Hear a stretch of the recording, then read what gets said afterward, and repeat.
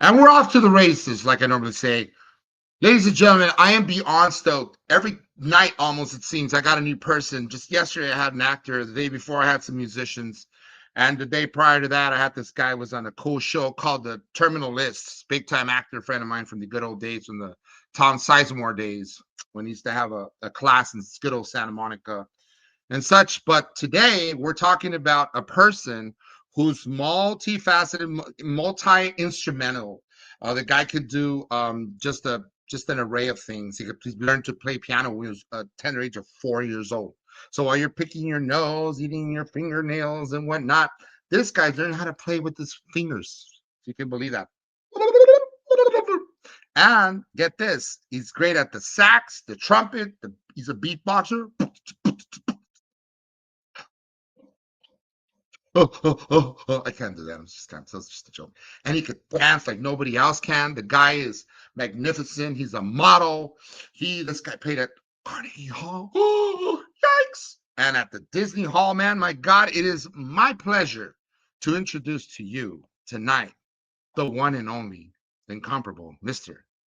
Tim Oh Will. my gosh. With that type of intro, do you do weddings too? I might need you as my best man. You're not the first or the last person that's brought that up. Absolutely, and I'm pretty I excited. I feel all the love. I appreciate you. Thank you.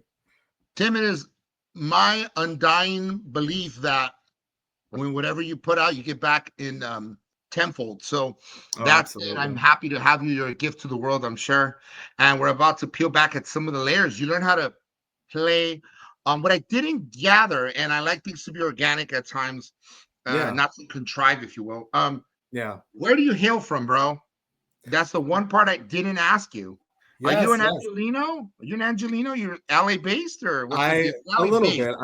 I'm south of LA. I grew up in Redondo Beach, Oh, I in thought it the was South South Bay Central. area. Like, yo, what's up? Yeah, South Central in the exactly. house. I will Oh, say though, I frequented Fairfax quite a bit because my dad grew up in the street art industry, making clothing and doing art backgrounds, art shows, things like that. So I'm really? familiar. Pops? I've been around a little bit. What the hell? Hence the beatboxing. I get it now. Yes, yes, exactly. That's where that came What? from. So your pops was around like in the 90s, right? Like Mhm. late 80s, early 90s. And he was he hanging around like Melrose, perhaps? Because that's Yeah, he where was. wait, it is Melrose Avenue. Hmm. He was hanging around that area. Let me tell He you he what I had was a doing. Yeah, What? he had a gallery at the time that was called Known Gallery, where they would do Okay. different art setups for shows of Yeah. people like Justin Bieber, Kanye, like all types of people that would come in and out, and it was That was beautiful to right see down the growing street up. from that was right down the street from Von Dutch. It Yes, was right by the Von Dutch store, dude. I yes, used to go to the Von Dutch store, and then like we'd buy maybe one or two hats, and then we found out this guy was sending him out of his car in the valley. We come out of the valley and get them and stuff for cheaper, like half price. It was a yeah, great story, and that's crazy, dude. Because I remember going through. They used to play loud music, and anyone who was anybody would pop in, dude, and it was like a hip hop exactly. vibe, right? Yeah, and there And would I'm be like a like, line out the door, people camping, yeah, waiting to get in and out. Like it was a whole ooh, thing. right. Your Yeah. pops is cool, bro. No, he's a cool dude, you know. Yeah, fuck. Is he a graffiti artist too, or like did he do all He that grew up stuff? being he grew up being around that. He himself wasn't as much of a graffiti Yeah, artist, but he's definitely good that's with the pen and with fantastic, all bro. that stuff. But that was with the Seventh Letter. That was the name of the group. And I would What? be Look at surrounded by a this. lot of different graffiti artists and things like that growing up too. So it's That's definitely part crazy, of the dude. I influence. did too, bro. Growing up, Yeah. I lived down the street from Chaka. Chaka used to mob it up everywhere, Uh huh. tag it all over the city. Uh huh. Now he does Chaka wear, right? Like he has a Chaka and stuff. He's Yeah. like super well known freaking cat who was infamous tagging all over, man. I mean, the Yeah. guy is unreal, and to tell you the truth, it was cool to watch some of these guys because they were, their tags were just monumental. They were everywhere. I mean, and Yeah. and and they got their autograph of sorts. I think if I remember correctly, I used to have a cousin who was into graffiti, and so there was tagging crews. I mean, not to get into all this because I want to find out about you, but Yeah. it's Yeah. important No, that it's we bring the interesting. arts into. I believe in art, and Yes. Secord. I love Obey, Yes. that kind of stuff. I Uh-huh. love it. And they put it on Prince. And so back in the 90s, and I was going to high school. I'm that old in the 90s. Yeah. Tagging was huge, man, and it's done made Yeah. a resurgence, dude. And this one cat was prolific. I knew these cats were like in a tagging group called UTI, Yeah. not under the influence or something. This guy Panic and some they Yeah. were everywhere, dude, and they were like well known, and there was people Yeah. around them, like there was some kind of household names, like celebrities, as it were. And Chaka was one of them, and he got in trouble with the law. And I remember being a kid and going, "Oh my god, it is so crazy! This kid." How many are there? I used to think it was like an army of people tagging everyone at once. Yeah. I would say they're mobbing it up, and I didn't know what that No, is. for There's a real. mob of people going out there at once. All right, Yeah. now go tag it up. But it's a one-man deal, bro. So I give it to them. Now Yeah. back to Tim Will. So Yes. Tim, what are your humble beginnings, man? Start at the beach, bro. You're like a surf bum, kind of a beach bum kind of dude. Like you're surfing. You're Uh, into that kind of stuff or skateboarding and stuff. Tell me. yeah. What So was life my like, bro? yeah. My brother was actually the skater. My younger brother. He's 22. His name is Christian. Artist named Mike Soy. He does music, and he would go to skate parks and things like that. I was never much of the skater. I tried. That was his thing. But I did do BMXing. That was something I grew up What? doing. Look at So that you. was fun. I That's would go fun, with dude. my That's bike and like fun. try to bomb it, and half the time I'd fall, but it was fun. Never, funny Cheers. enough, I did do boogie boarding, but I actually never got into surfing to this day. As much as I grew up next to the beach, it's like the one thing where it's like, Tim, Bro, how could you not get into surfing? You're in the best part of the world of it. So one day I do want to hard try the it. same, But dog, to not be a surfer. I know. Did you try it though? Like at least once? I did try it. I tried it when I Okay. was very young, but I was some sort of single digit, maybe like 7, 8, 9, something like that. Yeah. But I do got to get back into it. I But know. the water's I still like in me. skateboarding. I like Yeah. skateboarding. I was a skater for many years. I Yeah. skated for like 10 years, dude, of my life. I swore to God up and down that I would be like the Bones Brigades. I used to watch the video with the Bones Brigades and Tony Hawk and freaking Yeah. Stevie Cavallero. It was the freaking Lance Mountain.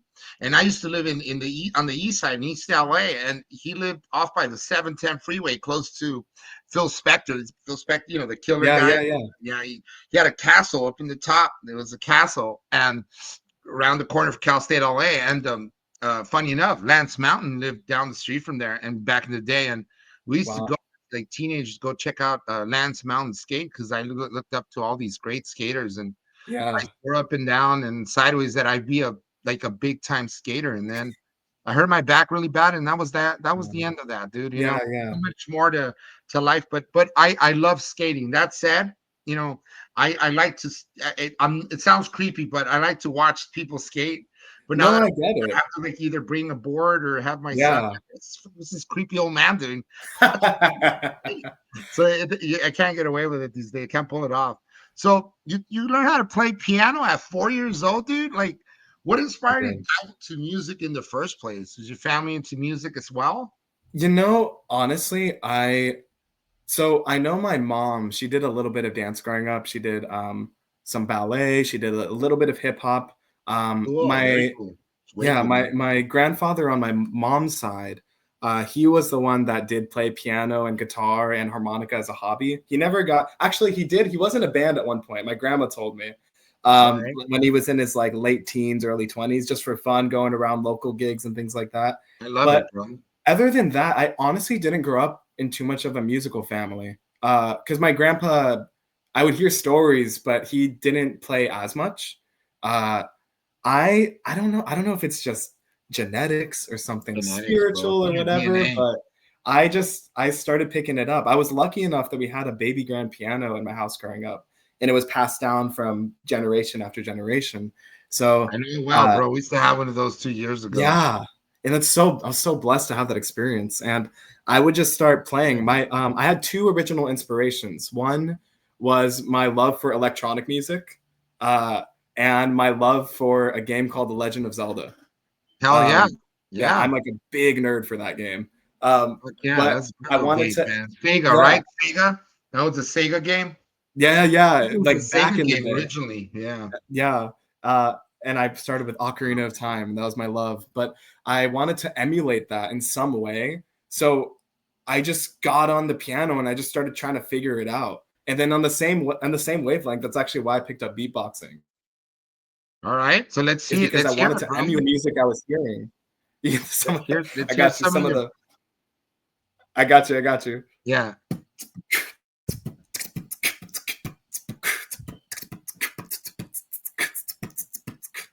Wow, look at you. Yeah, a little bit. Dang, bro, that's so good. Fuck. That is I need to so learn. bad, as you would say. I need to get more into the rabbit hole to figure out how to do the deep bass sounds when adding that or whatever. But Hey, dude, that is yeah, I nuts. just Look up wanted some to. guy. Look up some dude, Dougie Fresh from the I 1980s, know dude. who that is. I know Yeah, who you that do. is. Yes, Fuck, I dude, do. that guy is I've so seen some of the badass. stuff. Yeah. No, On I've YouTube, been I watch it keeping on up. YouTube. Yeah. No, but so that's why I got into beatboxing and that's why I got into piano originally. And there was this website called Synthase and stuff like that. And that's where I just started. To this day, I don't know how to read. One day I'd like to, but I do think I have a pretty strong musical ear for like knowing what I want and how things sound or things like that. So it's been a long journey, but a fun one for sure. I don't know how to read music either, but I think like you, by ear, just listening to it, you could play. You'd be surprised what you can do, bro. Just got to I get the know. time, and then yeah, it's pretty amazing how our bodies get in tuned and sort of in sync with music, especially if you heard it all your life. Then you start kind of, like you said in your words, emulate whatever you see. You want to just do it. And I think even singing, bro, like I'm not a half-assed bad singer either, bro. Like I feel like you said you exercise, 'cause it's all about breathing.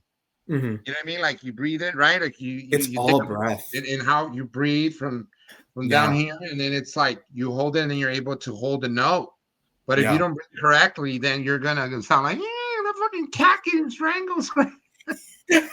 Absolutely. Like, what's going on? Especially the music I like all the metal and especially all that I know. I want to learn how to do that. I know there's a technique, but like that would be so badass to be able to just get that screamo voice going. Like, yeah, that'd be great. That's cool. I don't know. We have to ask Axl Rose sometime. Maybe next time we have lunch with him, he can come by. Yeah, of course. Yeah, we'll hit him up. We'll ask him. Dude. It's good times with you, Tim. So you perform at Carnegie Hall. Tell me what that was like in the Walt Disney Concert Hall. That was so beautiful. Wowzers, bro. Yeah, I know. Is this a choir or what were you doing? It was for the choir. I was in my high school. I was in varsity choir. My junior year, I was vice president, which was a fun experience. And it's a funny reason I got into choir actually, because I came into high school. I didn't know what elective I wanted to do. I was just trying something. I got into something random like computer tech or engineering or something like that. And that teacher that was teaching choir also was teaching that class. And one day I came into his choir room. I just noticed there was a piano and I asked if I could play it just for fun after school. And he heard me and he said, dude, like, I don't know what you're doing in computer class, but you should join me in choir. And so I joined the choir. And the first year, the original intention was for me to play piano alongside them and to do beatboxing, actually. And then over time, that fusion. Yeah, exactly. Just so I can like be an asset in that way. And then from there, I learned how to sing bass and baritone, learned how to sing with the choir, learned what it means to do solo, things like that. And I wouldn't say I'm at some, crazy live Broadway level yet, but it definitely taught me how to hold my own and where, like you said, to source breath from and all that stuff. And very beautifully, our upper years, junior and senior years, when we had the opportunity to perform at the Walt Disney Concert Hall and Carnegie Hall. And that was just so incredible, because talk about talent and being like the room. Listening to this, yeah, because there was other chorales that were there too from all over the country, and our lead instructor just so passionate. Eric Whitacre, that's who it was. Eric Whitacre for Carnegie Hall. Just the passion that was there, it was so beautiful. And to perform in a venue like that, like, talk about feeling the music, you know, like that really brought it to the next level and told me like, man, like there's something to this, like there's something powerful to this, which is why I'm in it deep as much No as I am doubt. now, you know. Once you set foot in there, it changes you, moves you more than one way. It transforms you into a Absolutely. whole other being. You know, you actually absorb it. You become one with the notes, and then Yeah, next thing you know, I you're going skyward, bro. And this is where I you're at know. now. You're at I Almost had, Famous Radio podcast. That's where it brought you. yeah, exactly. And um, I had tears rolling and everything. It felt so good. It was yeah, amazing.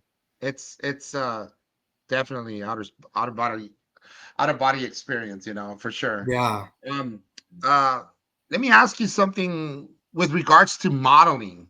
You Yes. got into modeling at an early age. I mean, you look pretty young to me. Did this I know. happen by Baby sheer face. coincidence? You go somewhere, you invited someplace, somebody like spot you and say, "Oh, this guy, you know, you got movie star looks, bro. Here's my card." Or how did it happen?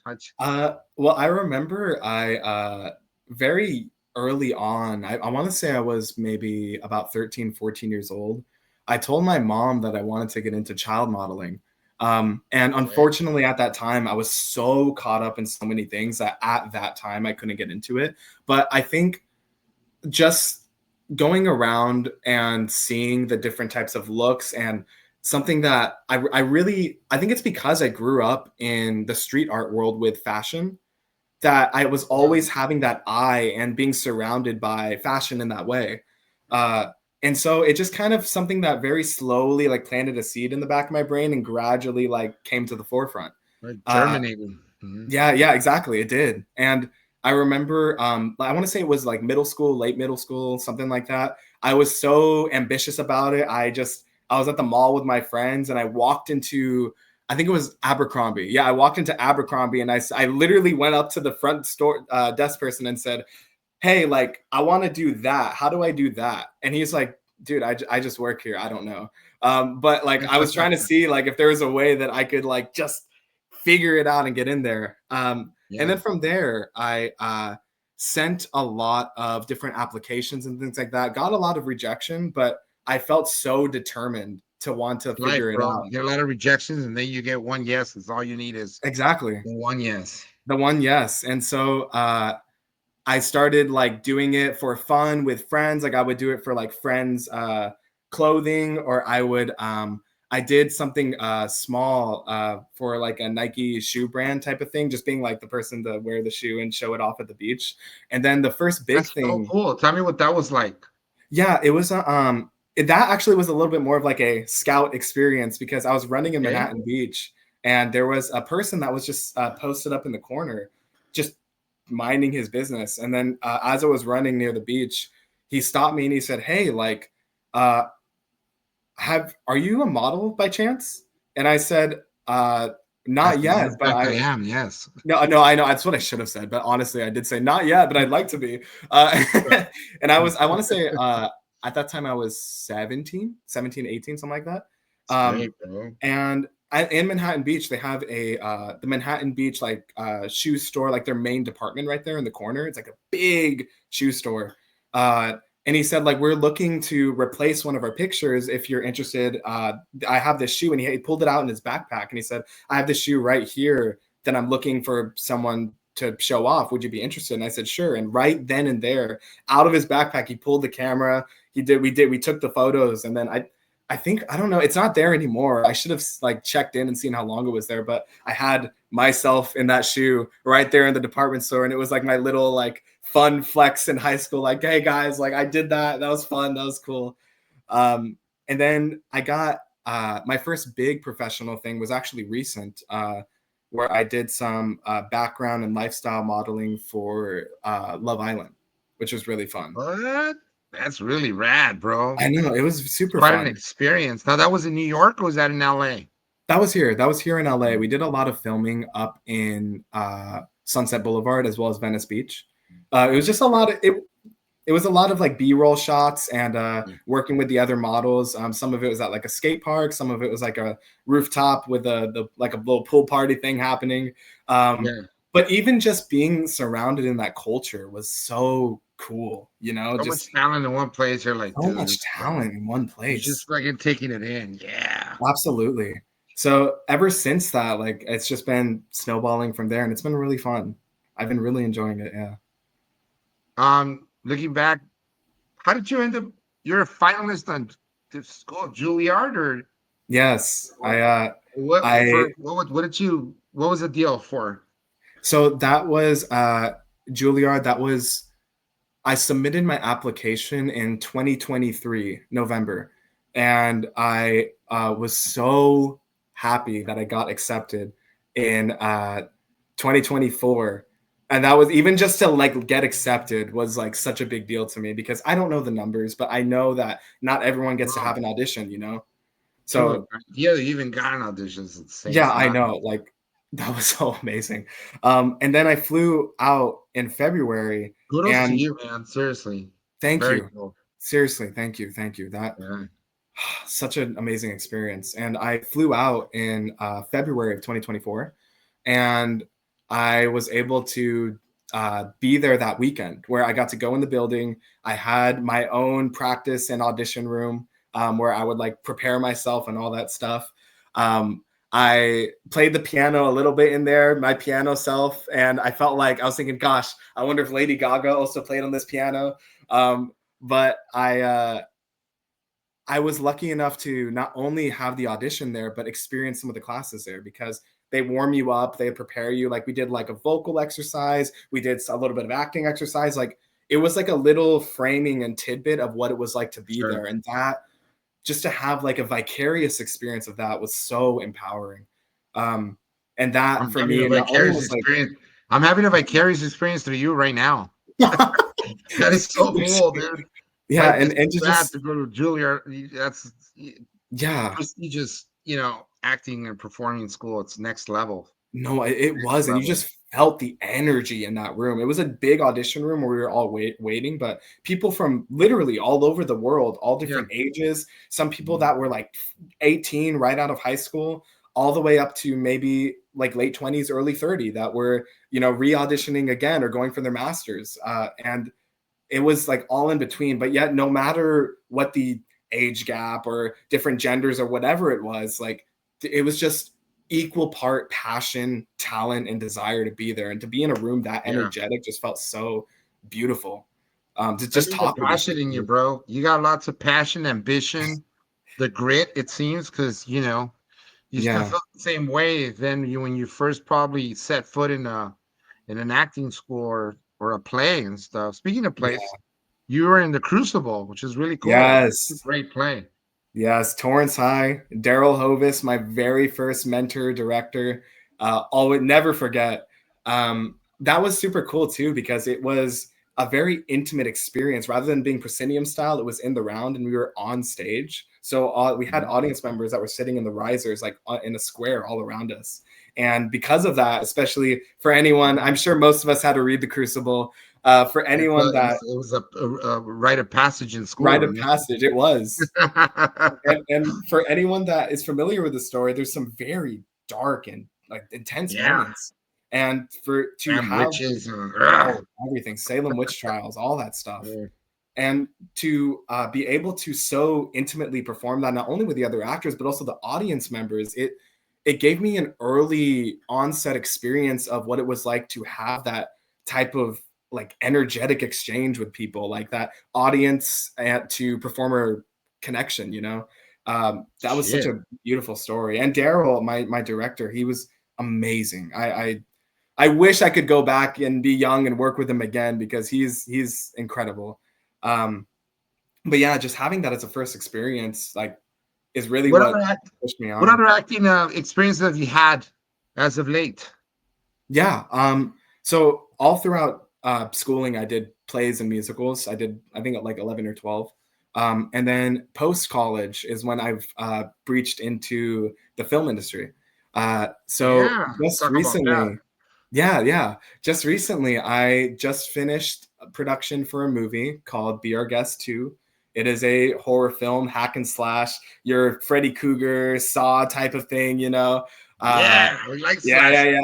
The gore, all that stuff. Are you gonna be with some girl in like Lover's Lane or some shit like that, or in a forest, or there's Nothing. always like that dynamic, right? Like you at the date, Yeah. you guys go to Definitely places, that somebody gets energy. Don't killed. want to give any What happened to spoilers John? yet. I'm not sure. John never made it back from the woods. We definitely have some similar moments like that for sure. Love it, bro. But I think it'll be like an hour and a half. It should come out relatively soon. Right now we're in post-production for that right now. Congrats, And dude. thank you. And that was my first like big film experience. So I've really enjoyed that. It should be out on Amazon, Hulu, Apple TV, all that stuff. But right now I'm blessed under my director. He's Gary Devin Dotson. He's also prolifically talented in music, been in the industry for a long, long time with that. It rings a I'm bell. working. It rings the bell for sure. Yes. Yeah. I'm working it with him right now to do composing for the film, which is also my first time getting to have that experience. So working on like orchestration, the music, setting the right tone, the vibe. I'm like going over and like doing stuff on the piano, like trying different things, dissonance, whatever. So that's really fun. But other than that, next year, without spoiling too much, I do have some other projects in the works, like Down the pipe. Let me see. yeah, What like you got, boy? psychological thriller, which is my favorite. I love psychological thrillers. I me too. Yeah, like no, they're so fun. As well as by far. What other one? As well as a rom-com, Rom-coms and are good. They're fun. and a Yeah, action TV series, which should be cool. Damn, you got all that lined up, bro? For the next year, yeah. In the next like semesters, seasons, whatever you want to call it. Sure, you got a lot on your plate, it sounds, bro. Yeah, Now, I'm blessed. go ahead. Yeah, No, I was just gonna say I'm blessed and a lot of like good things in the works. you sure are. Yeah, you sure are. You should count your blessings quite a bit. And I'm very happy for you, by the way, bro. Honestly, Thank you. You're a very young man, dude. How do you do all that in what? How old are you, like 25? I'll be 25 in November, coming up, November 21st. That was pretty good, huh? Yeah, you're close. You're close. Yeah, I'm pretty good. I got a good way of guessing. Yeah. Well, let me tell you something. You know, yes.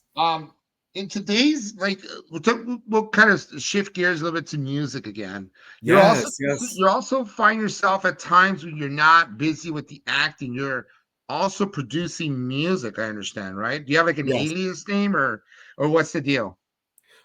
So right now I am currently with Gary Devin Dotson, learning under his wing the professional technicalities of music production, FL Studio, learning to transfer things over, apply all that stuff. I've been slowly investing and saving up to get all the right gear, all that stuff.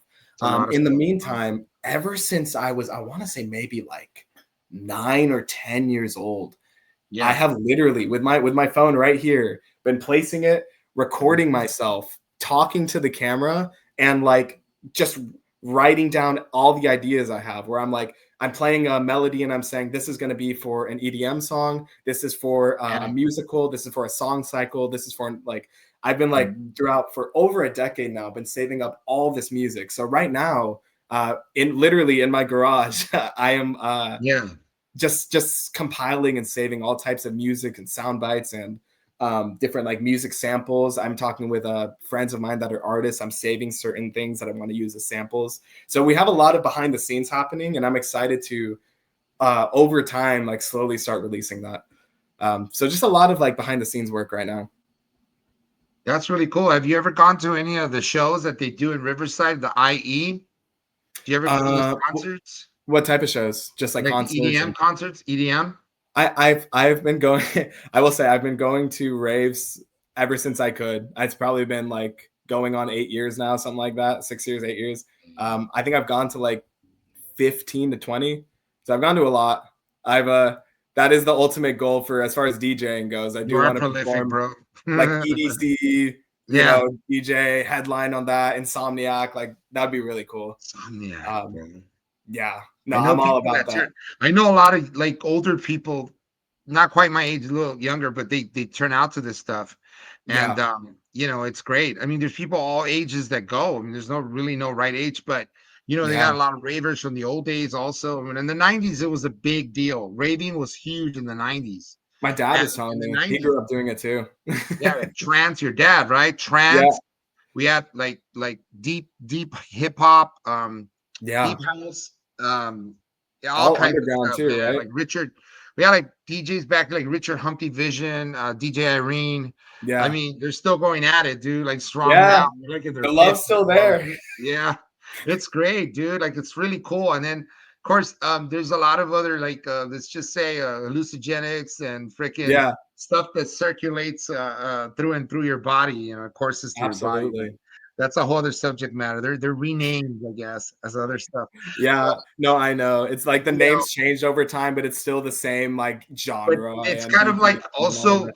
also you have to be medicated or microdosed, you know, to withstand, you know, the freaking hours, bro. Because there's like days. It's not just one day, three, No. 4 hours. No, Yeah. man, it's 10, 12 hour days, if not longer, and then Uh-huh. followed by the early wee hours of the morning into the following day. Bro, it's a 3 day It event. it's a 3-day event, It's a especially whole thing. EDC. It starts at Yeah. like 4 p.m., ends at 6 a.m. Ah, You're getting home at like 8:30, where depending on where you're at after all the traffic, like then you go to sleep, wake up, start it again. Like it is a it's full rock and weekend. roll, dude. It's literally rock and It's roll. Like very rock and roll. you're living a rock and roll, rock and roller's lifestyle Woo! in 3 freaking days, dude. You turn to Yeah. Austin. Yeah. Well, it takes a full week to recover from that at least. Right. Yeah. I've known people like, you know, honest to goodness, that fucking do it like weekend after weekend. I'm like, Yeah. dang, No, bro. just Like, crazy what kind of stuff. shit are you on? Yeah. Oh no, No, like they're definitely on something to be able to do did that. some mollies and I'm like, okay, I'm like, wow, you have to have done like way too much, bro. But Yeah. let's talk about the first instrument you fell in love with. Was it the piano? Was it another instrument that maybe Yeah. you didn't learn how to play? It was the piano. Okay. Definitely the piano. I think one of my first songs I learned, which was a piano rite of passage, was River Flows in You. That Okay. was from Yuruma. Learned that. Yeah. And then in middle school, I did like recorder in elementary school, little things like that, you Oh, know. I did too. Yeah, we all. I think a lot of us Hey. did that back in the day. Oh yeah, But dude. yeah, and I remember at my school at least we had like a little belt system where like you start white belt and then you're trying to go to red belt and you're like leveling up Yeah. depending on the songs you're learning. It was That's interesting. it's neat though. You got to think like It they is. absolutely had it down. I think the professors or you know teachers back, the music teachers anyway, Yeah. they knew their shit. You know, they knew No, that they this is did. how the brain works. Therefore, this is how they're going to learn faster. Yeah. So whatever trick or however that looked like, it worked. It It did the did. It trick. worked. It worked. It made it fun, especially. And You have then in go ahead. yeah, I was gonna No, say go in ahead. middle school, I that's when I picked up the alto saxophone and the trumpet, and that was really fun. I did the saxophone for a year, trumpet for another year. Admittingly, I didn't dabble in it too much after the fact, but I did do a Okay. couple like projects, gigs, things were like similar to me saving music, where I was like, oh, this would be so good with a saxophone. So then I busted out the old saxophone and like played what I could and like said like to my camera like this is gonna be for this or whatever. That's Um, cool, man. I like how you put it out there. It's yeah, almost like reading The Secret or you know these books that quantum physics books. You know, they teach you whatever you put out, whatever you think, you put the energy there. That's where it goes, and then yeah, eventually it happens for you. You know, you kind of put it out to the four winds, so to speak, to the cosmos, right? yeah. It's like another form of manifestation in a way. Manifestation. Yeah, Yeah, that's it right there. You yeah, and so manifest whatever you think about. Right? absolutely. Like, you ever seen that Think and Grow Rich? Read the Think and Grow Rich book by Napoleon Hill? Is that what it's called? I've seen it, but I haven't heard too Yeah. much about it or read it. Like you really it's really all boils down to that, you know, the Uh, intention you have. And if you think about something, you hold it in your brain, you hold it in your mind, you think long yeah, enough, you put the energy there and you let it go into the cosmos, and go to the atmosphere. And then eventually it comes back and then you see it. Wow, it came to fruition. Like I know these great people that is this lady Grace the Healer and mhm, they have the show. You know, they're fantastic. I just had them on the show and they yeah. believe in manifestation, bro, and I a do lot too. of stuff that a lot of the stuff that Amy, I think Amy is her name. Amy, she's a great actress. You probably know of these few folks. They put the show together on the, and one of the girls' name is True. True, she's a Mhm. singer. Yeah. That's her daughter, and her mom can manifest stuff, bro, and it's really next level, you know. Yeah. But yeah. So anyway, we talk about quantum physics also.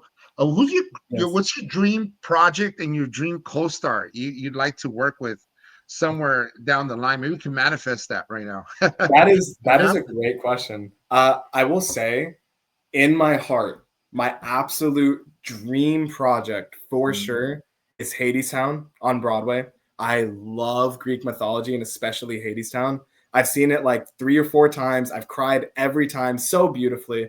The music is incredible. The story is incredible. The way that they It's masterfully like, done, bro. Really is. yeah, I love it. And Next as far level. in character in that, I would love to be Orpheus or Hermes, but Orpheus, I just feel so connected to him as far as like his energy in that story. Yeah. Co-star, as far as a current co-star, I don't have an answer right now. That's something I would want to think about more. But I will say that one of my muses that I look up to uh, Yeah. is Okay. Robin Jim Williams Francis. Jim Francis Mesa. and Jim Francis. Those are the two. Those are the two. Those are your muses. Um, Yes. that's fantastic, bro. Yeah. Let me ask you this, because you're just, I love it. You're full of wonder. You're full of magic. You have the world at your fingertips. Everything you take the world by storm. It seems like you just have that Yeah. magnetic presence, the it factor. I see it in you, Tim Well. I see it, We're man. getting I there. see that the future looks quite bright, my friend, for you. Um, Much love. I can hardly wait to see you, man. See you on the big screen and No, I'm or on excited. my I'm big screen excited to here in the see you living in room, man. person. I want to see you in person. I want to give you a hug. I want to say hi. You're fantastic. I'll come down to the beach, bro, because Oh, I you love got going to to. Newport. I'm in Newport. I have a lot of friends that live in and around Newport. Man, you just Oh, gotta, it's great. Yeah, I'm gonna yeah, be there go next there. spring. All right, we're okay. We're gonna be there then. We'll make it happen. I promise Absolutely. you, one way or another, make it happen.